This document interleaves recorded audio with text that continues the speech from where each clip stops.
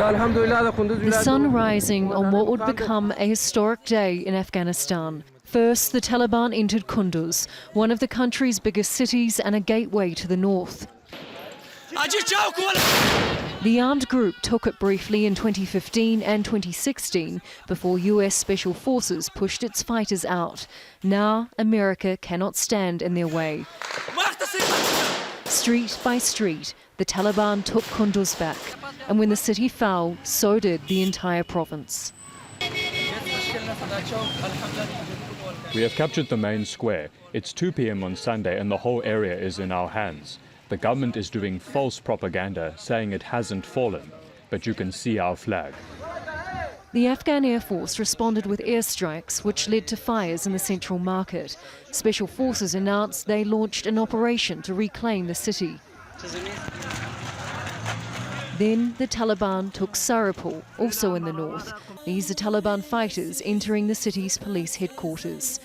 A few hours later, attention turned to Taloqan, the provincial capital of Taha in the northeast.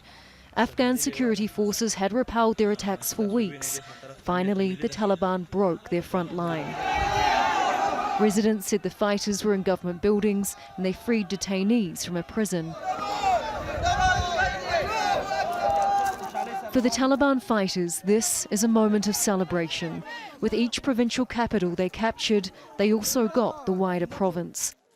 After 5 years of trying to take control of a province, they have now taken 5 in 3 days.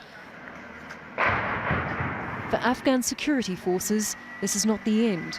They are planning counter-offensives using special forces and Afghan and US airstrikes.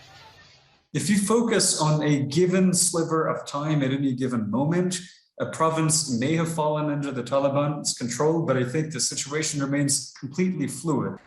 The Taliban spokesman told Al Jazeera the armed group never wanted a war. Our response is clear. We want a peaceful solution of the Afghan issue. For that, we waited for them for the last 1 year. But now the Taliban has moved into cities. A new stage of urban warfare is on the horizon.